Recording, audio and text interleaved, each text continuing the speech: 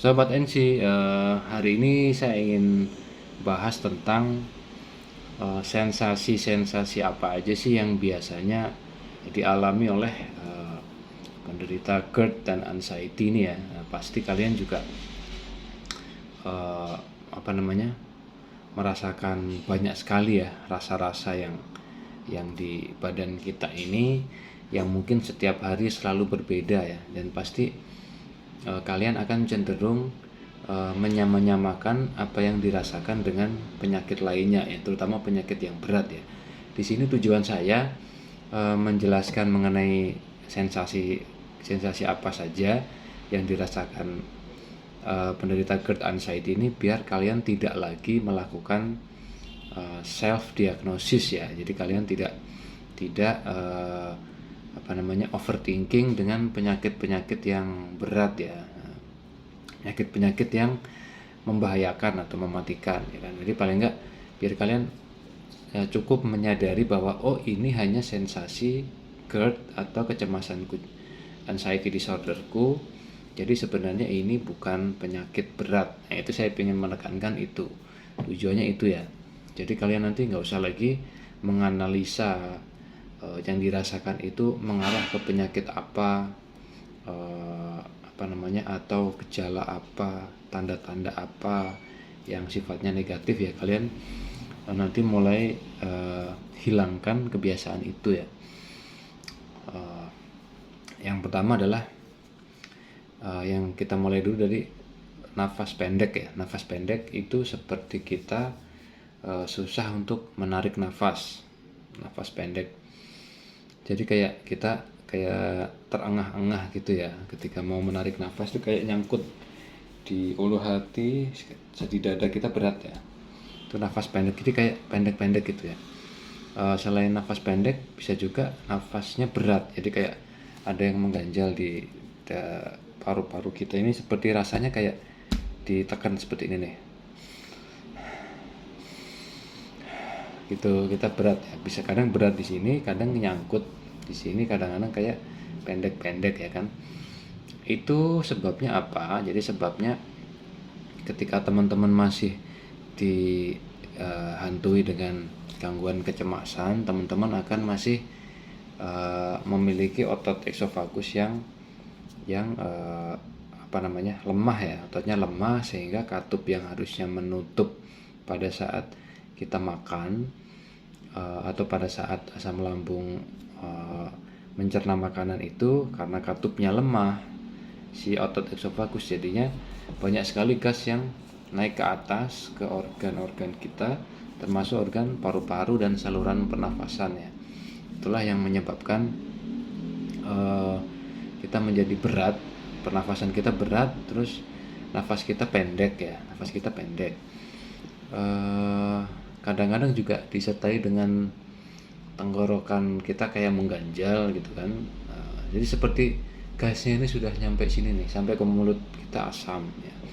Jadi ketika kalian sudah pernah melakukan ronsen paru-paru, kalian sudah pernah periksa tentang paru-paru kalian dan kalian dinyatakan sehat, maka ketika terjadi sensasi yang tadi saya sebutkan, nafas berat atau nafas pendek atau nafas seperti mengganjal, itu kalian tidak usah lagi berpikir bahwa itu penyakit pernafasan yang membahayakan ya. Kalian, oh gasku lagi banyak, udah gitu aja.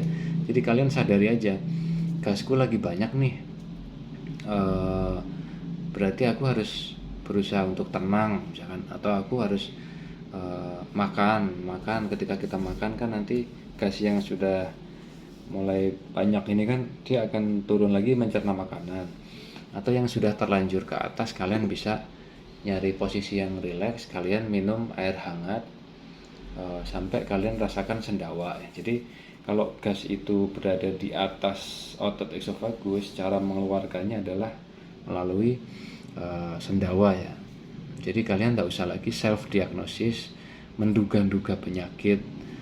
Itu hanya akan menambah kecemasan kalian ya kan.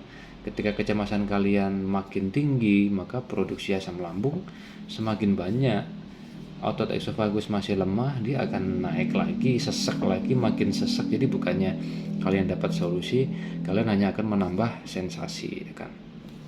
Itu pernafasan ya. Terus kemudian sensasi yang lain adalah keliangan ya. Keliangan ini sebenarnya bukan pusing ya, beda ya antara keliangan dan pusing. Kadang-kadang kita juga merasakan pusing ya, pusing di kepala belakang sini, kadang juga keliangan di sekitar sini, atau kadang berat di sini rasanya ya. Keliangan ini kalau dari pengalaman saya dulu bisa terjadi karena dua hal di sini. Yang pertama, kadar gula kita rendah. Di situ disebabkan karena kecemasan yang datang setiap saat, setiap detik itu cukup menguras energi ya. Jadi kita meskipun sudah makan berkali-kali, makan ada yang 4 kali, ada yang 5 kali, tapi tetap merasakan lemas dan keliangan. Itu karena selain penyerapan makanan kita, pencernaan usus kita belum sempurna, itu kecemasan kita itu menghabiskan energi ya, energi kan dari glukosa. Jadi ketika kalian cemas terus, maka kalian akan kekurangan glukosa. Jadi situ kalian harus menambahkan asupan tambahan glukosa, bisa lewat perbanyak minum madu atau minum air gula ya kan. Air gula kalian boleh air gula pakai gula aren atau gula pasir, atau kalian kalau nggak suka air gula, kalian bisa bikin teh tapi yang nggak terlalu pekat ya, teh sedikit aja tehnya, untuk sekedar biar ada aroma aja, biar nggak yang air putih pakai gula aja kan kayak kurang berselera ya. Selain glukosa juga, selain kadar glukosa yang kurang, itu juga bisa berarti kalian kurang kadar oksigen di otak ya, di otak kita ini. Karena tadi kan pernafasan sesak ya, pernafasan sesak otomatis oksigen yang kita ambil juga tidak banyak, otomatis oksigen ini akan dikirim ke otak kita untuk disebarkan ke seluruh saraf ya kan. Ketika oksigen itu kurang, maka oksigen, salah satu saraf keseimbangan kita ini jadi kayak kurang asupan ya. Oksigen ini kan harusnya dibawa ke seluruh tubuh melalui darah ya kan. Karena kita kekurangan oksigen, jadi tubuh kita lemes, terus disertai dengan keliangan atau limbung atau off balance atau kayak vertigo ya, tapi bukan vertigo. Jadi kalau teman-teman merasakan seperti itu, langsung cek kadar gula. Kalau misalkan normal, jadi teman-teman bisa jadi kekurangan oksigen. Solusinya adalah kalian perbanyak pernafasan diafragma dan upayakan jalan pagi ya. Jalan pagi itu untuk mendapatkan oksigen yang banyak dari alam. Kalau pernafasan diafragma untuk menghasilkan oksigen yang banyak untuk tubuh kita ya kan. Jadi tolong ya, pernafasan diafragma itu kalian wajib lah ya, saya sih. Jadi jangan cuman pernafasan diafragma sekali terus udah, nggak seperti itu ya. Kalian harus sering melakukan pada saat kondisi duduk, pada saat kondisi berdiri, atau lagi sila, atau lagi bersantai ya. Pokoknya setiap saat kalian ingat atau rasa-rasa agak berat, langsung pernafasan diafragma 5 kali. Saya dulu malah kalau sesek banget saya sampai 10 kali melakukannya kan. Mengenai caranya, kalian bisa tonton video saya sebelumnya tentang teknik dan posisi pernapasan diafragma ya. Ada 2 video, kalian cari aja, di scroll ke bawah. Terus upayakan kalau menonton video sampai selesai, jadi kalian pemahamannya komplit gitu loh. Jadi nggak yang di skip gitu ya. Terus saya juga kalau video saya banyak yang nonton, saya lebih semangat ya bikin konten untuk sharing buat kalian ya kan. Jadi itu ya, pernapasan diafragma itu tolonglah kalian sering lakukan ya kan. Kalau jalan pagi ya, saya sih dulu tiap hari ya, tapi kalau kalian kerja ya diatur aja ya. Mungkin di kantor kalian bisa nyari sarapannya jalan kaki ke kantin atau ke warung gitu ya. Pokoknya intinya pagi itu setelah subuh itu oksigen banyak banget ya, oksigen udara seger lah ya. Jadi kalian jangan sampai eh, kehilangan momen itu ya, oksigen yang banyak ya. Terus kemudian sensasi yang lainnya adalah ini yang paling ditakutkan ya, detak jantung tidak beraturan, berdebar seperti dedek-dedek, dedek-dedek, dedek-dedek, dedek. Sebenarnya apa sih penyebab dari detak jantung yang tidak beraturan itu ya kan? Eh, Sebenarnya hampir sama seperti yang tadi kita nafas berat atau nafas pendek itu ya. Ketika gas itu menembus otot esofagus ke atas, jadi tergantung dia mampir ke organ yang mana nih, gitu kan. Ketika dia ke organ paru-paru ya kita akan merasakan tadi seperti nafas berat atau nafas pendek atau nafas seperti tersengal-sengal ya. Ketika dia gas ini banyak menumpuk di organ jantung kita, maka gas ini kan juga berdenyut ya, kayak kayak apa namanya, bergetar gitu. Kalian kan biasanya kan kalau habis makan, coba perhatikan ulu hati sampai ke perut ini, pasti kan perutnya kayak itu namanya gerak peristaltik ya, gerak peristaltik usus. Sebenarnya gerak peristaltik usus itu kayak begini nih, buk, buk, buk. Nah itu kan dia dia berdenyut tapi di tengah sini, di tengah sampai ke bawah sini. Nah, karena dia sangat kencang ya kan, ketika gas itu tinggi, jadi dia eh, gerak peristaltiknya juga sangat kencang. Jadi dia memiliki irama, iramanya itu karena dia banyak mampir ke organ jantung kita. Jadi kayak mengganggu irama tetangga ya, jantung kan punya irama sendiri. Ini ada irama sendiri, jadi kayak jantungnya ikut terpacu gitu loh. Jadi kayak terus kalian karena mendengarkan suara jantung sendiri yang detaknya kayak kayak kita habis olahraga berat, kecapean atau habis lari maraton seperti itu ya, kayak dipacu gitu kan, padahal kita nggak lagi aktivitas yang berat ya kan.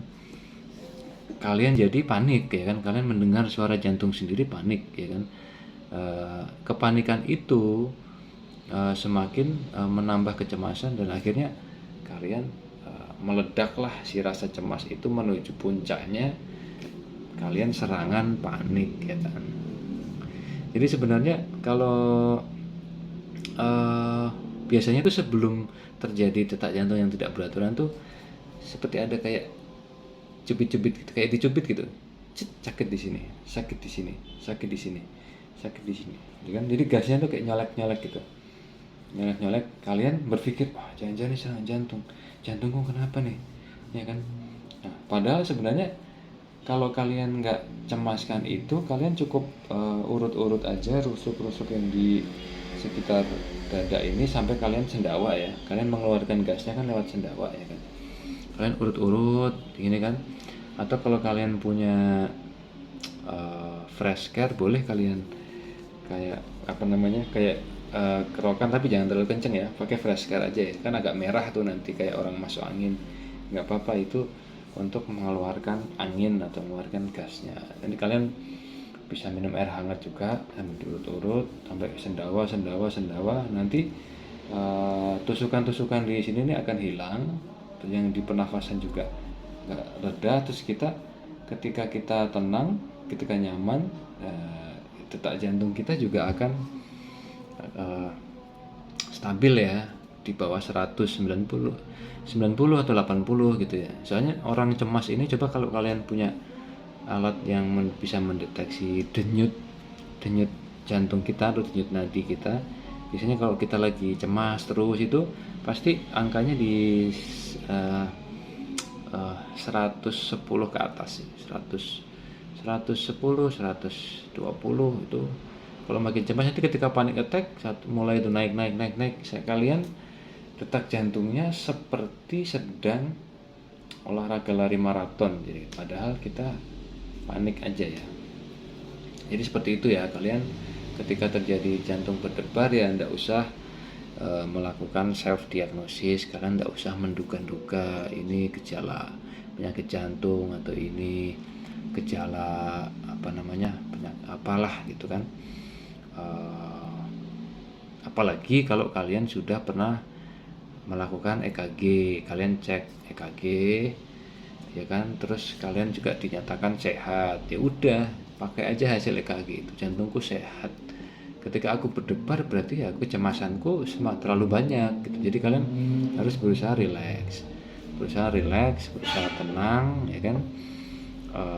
Insya Allah nanti panic attack itu makin lama frekuensinya makin berkurang. Yang tadinya mungkin setiap 3 hari atau setiap 5 hari, nanti agak berkurang panjang, sampai lama-lama dia nggak datang lagi gitu loh. Jadi itu juga gitu kok. Panic attack itu dulu sering bisa tiap seminggu. Terus nanti kita mulai banyak terapkan self talk, pernapasan diafragma 4P ya kan. Lama-lama dia mulai agak jauh tuh, beberapa bulan baru datang, terus lama-lama dalam 1 tahun nggak ada lagi gitu loh.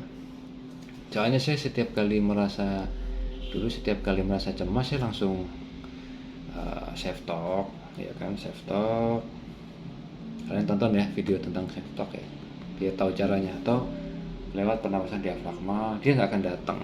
Ketika kita cepat mentreatment, dia nggak akan datang si jantung berdebar atau jantung tidak beraturan tadi ya. Kemudian biasanya kalau tusukan-tusukan di dada, terus detak jantung tidak beraturan, itu juga disertai dengan keringat dingin. Kita keluar keringat dingin tuh kalau lagi cemas-cemas ya kan, keringat dingin. Terus kadang-kadang agak-agak kayak gigil ya, kayak demam ya, kayak demam. Jadi kalau kena angin atau kena hawa dingin gitu, dia langsung kayak ser gitu. Ya kita mau bawaannya pengennya pakai double ya, jaket, pakai sweater gitu kan.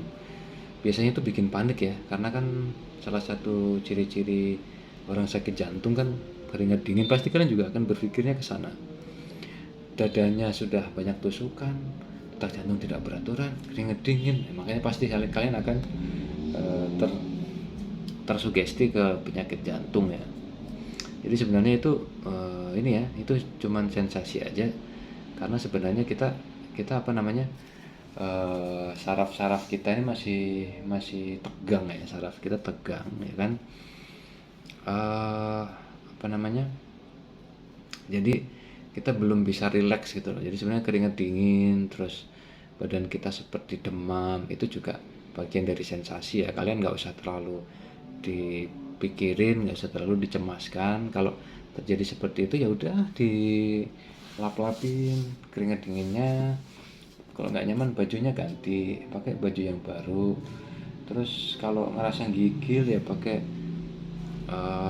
training lengan panjang terus pakai kaos kaki, dibikin nyaman aja. Yang penting kalian yang dirasakan langsung kalian treatment. Biar aku merasa nyaman, aku mesti seperti ini. Udah, nggak usah drama.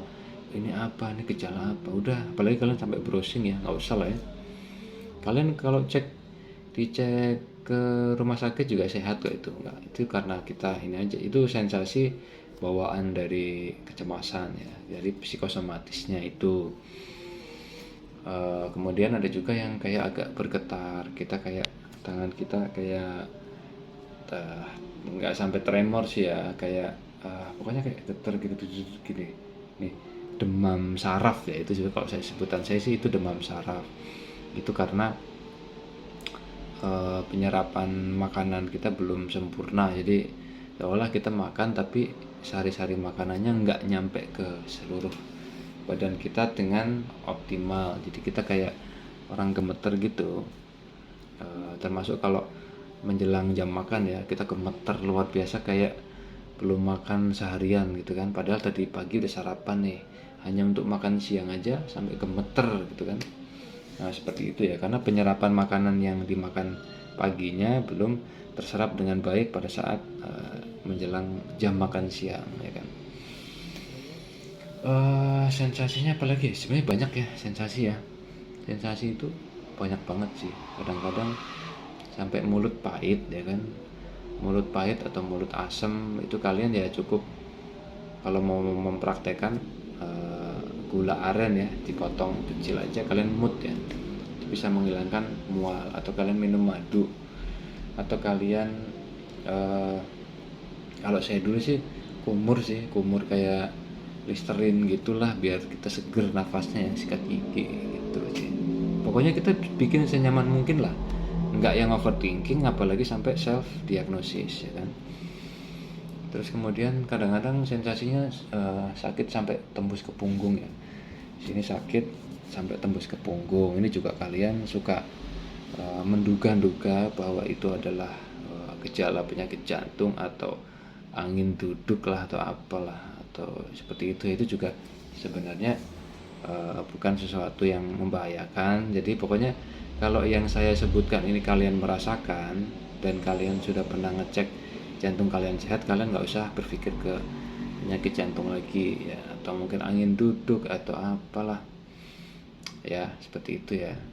Terus kemudian perut perut begah kembung penuh seperti balon ya, kadang-kadang kencang ya kan. Itu ya pasti karena kalau itu gas lambung yang di dalam ya, jadi yang di bawah otot eksofagus. Kalau ini cara mengeluarkannya lewat buang angin ya. Kalian harus pakai gerak, kalian harus banyak gerak. Setelah makan jangan rebahan, setelah makan kalian gerak sedikit ya kan, tapi jangan diforsir ya, geraknya dikit-dikit aja, soalnya kan kita juga butuh waktu untuk mencerna kan ya. Boleh kalian nyender dulu 5-10 menit, habis itu jalan sedikit, itu membantu gravitasi dari makanan kita sehingga dia cepat turun, terus nanti menuju ke usus, menekan terus gas-gas yang sudah lama itu tertekan, lama-lama kita buang angin gitu kan. Tuh perut kembung begah kadang-kadang juga disertai kayak cubit-cubit gitu, kayak dicubit di dalam gitulah, kayak dicolek-colek ya. Itu nggak berbahaya, itu cuman gas yang banyak nih lagi numpuk, kalian keluarkan lewat buang angin ya kan. Saya dulu juga sensasi yang paling lama itu kembung ya. Kembung itu dulu kayaknya lama deh, udah sembuh, sudah nggak anxiety aja, sudah udah kemana-mana, udah main, udah naik kendaraan jauh, naik mobil jauh, terus udah olahraga, udah segala macam ya. Tapi perut kembung itu emang suka datang ya kadang kalau telat makan, kalau kita agak stres dikit, kalau ya namanya kurang kerja kita pasti kan pernah menghadapi masalah kan. Atau mungkin kita makannya agak ngaco, banyak santan atau apa, itu perut kembung itu masih ada gitu saat. Tapi bedanya kita nggak meresponnya dengan kecemasan. Ya udah, saya paling dulu ya banyak minum air hangat. Terus kalau emang kembungnya kembung banget ya saya paling pakai minyak kayu putih, terus saya tengkurap sampai kentut gitu. Atau saya urut-urut sini sampai banyak sendawa. Atau kalau yang di posisi saya harus misalkan kita harus ada aktivitas yang penting atau apa, saya anggap urgent ya, misalkan saya harus meeting sama orang atau saya harus ada pekerjaan yang penting, kembung itu datang ya saya minum obat mah. Dan kalian kalau minum obat mah ketika ndak ada cemas itu cepat bekerja gitu loh. Bahkan hanya obat mah yang sederhana, maksudnya yang obat warung ya, Promah atau Milanta aja langsung berasa gitu loh. Intinya kalian tenang ya kan. Kalau kita nggak cemas, obat mah itu bekerja dengan cepat. Tuh kalian catat ya. Jadi kalau kalian merasa sudah minum obat berkali-kali, berhari-hari kok nggak sembuh-sembuh, berarti yang belum dibenerin adalah anxiety kalian. Kalian harus redam kecemasan itu gitu ya. Terus sensasi yang lain sebenarnya masih banyak ya. mata buram ya kan, itu juga sebenarnya sih hubungannya sama saraf ya, saraf ya, pokoknya yang banyak terganggu nih karena saraf kita nggak belum sempurna, peredaran darah, terus kadar oksigennya juga kurang, jadi kemana-mana ya. Kalau saya dulu mata saya buram banget, buram pedes ya kan. Dulu ya saya sangat nggak nyaman karena saya harus bekerja, saya harus naik kendaraan ya kan, bawa kendaraan sendiri. Paling ya saya solusinya ya eh, kalau pagi itu saya banyak melihat daun-daun hijau tuh saya lihat. Jadi kalian latihnya ini, kalau melihat daun tuh kalian lihat yang deket dulu, terus kemudian lihat yang jauh, terus lihat yang deket lagi, lihat yang jauh gitu. Oh, itu ya berganti-ganti ya. Itu tujuannya untuk kita merelaksasi otot-otot mata ya, atau saraf-saraf mata kita, nanti dia akan lebih rileks. Jadi fokus jauh, fokus dekat, fokus jauh, kasih jarak fokus jauh, mungkin kalian ambil 1 menit, fokus dekat, itu juga. Jadi kalau lensa tuh kayak di gedein, deketin, jauh, dekat, itu juga untuk mata kita, itu juga bagus untuk mata silinder ya. Itu yang pertama. Terus yang kedua, ini diputar-putar di sini nih, apa namanya, putarannya berlawanan arah jarum jam di sini ya. Ini juga bisa menghilangkan mata buram dan keliangan ya kan. Sini diurut-urut di alis sini ya, diurut, kayak dicubit-cubit ini, keliangan mata buram tuh sepaket dulu. Ini diurut-urut. Terus di ujung rambut sini kalian putar-putar gini sampai kayak kejambak-jambak dikit gitu ya. Ini ya, ini ujungnya ya, ujung rambut sini ya, giniin. Nih, seperti ini. Nih ya, kalian lakukan terus ya. Atau kalau kalian mau lebih meyakinkan ya, tanyalah ahli saraf ya. Saya kan bukan seorang ahli saraf, cuman saya termasuk yang sering terapi saraf dari zaman dulu. Saya pernah saraf kejepit, saya 2 tahun dulu sakit saraf kejepit, terus sakit GERD-nya 2 tahun nggak sembuh-sembuh karena nggak tahu ilmunya. Terus begitu tahu kalau yang bermasalah sebenarnya adalah anxiety saya, baru bisa sembuh. Cepet ya, sembuhnya cepet sebenarnya, paling berapa bulan aja, hitungan bulan aja. Jadi saya pikir saya terjebak di sakit lambungnya gitu, padahal sebenarnya lambungnya sehat, nggak ada tukak lambung atau nggak ada radang atau seperti itu ya. Jadi sebenarnya saya dulu karena nggak ada yang ngajarin, jadi sembuhnya lama. Kan banyak sekali teman-teman yang nanya, Mas berapa tahun sembuh gitu kan. Ya saya sih sebenarnya lama sembuhnya, tapi kan lamanya karena nggak tahu ini sakit. Saya pikir kan sakit lambung aja kan. Nah, itu. Nah, setelah begitu tahu ilmunya, paling nggak sampai 3 bulan lah sembuh ya, cepet kok dulu. Apa namanya? Jadi harapan saya kalian coba terapkan yang saya lakukan selama 3 bulan itu, biar kalian nggak lama gitu.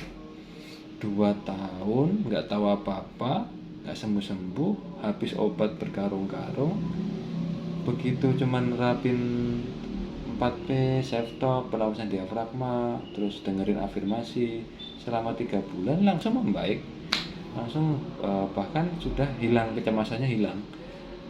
Paling saat itu yang tersisa yang kayak itu yang saya bilang, kembung tuh saya nggak boleh stres dikit, nggak boleh ngacok makannya, pokoknya 4P itu harus dijaga terus gitu loh, karena si perut kembung ini lama dia hilangnya gitu loh. Paling gitu ya. Jadi sekarang saya meskipun sudah sehat, saya tetap jaga pola makan ya, nggak telat ya, cuman saya makannya sudah nggak kayak dulu. Saya sih makan udah normal 3 kali sehari, cuman paling yang dulu makan tiap 4 jam, terus sore itu saya makan nasi, saya ganti sore karena biasa makan nasi, jadi saya biasanya nyari cemilan aja ya kan, cemilan. Paling nggak kan sore kan biasanya tuh mau olahraga kan ya isi perut dulu biar nanti nggak lemes ya. Paling itu ya sementara ya, beberapa sensasi yang dirasakan penderita anxiety disorder yang disertai GERD.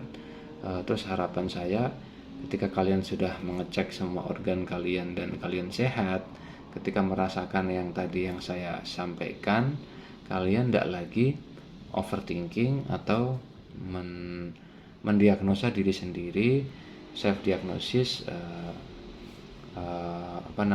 mencemaskan hal-hal yang sebenarnya itu hanya pikiran kalian saja. Jadi nggak yang menyamakan penyakit berat lagi. Oh ya udah, ini emang cuman sensasi dari kecemasanku. Jadi kalian harus yakinkan bahwa ini hanya sensasi dari kecemasan yang kalian rasakan gitu. Jadi kalian nggak lagi menduga-duga. Paling itu ya, tetap tenang, tetap temukan ketenangan jiwa kalian, kenyamanan kalian.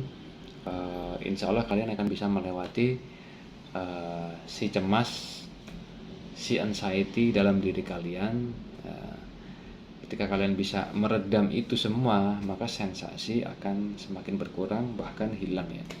Oke, salam sehat selalu dari sahabatmu Andre NC. Salam bangkit.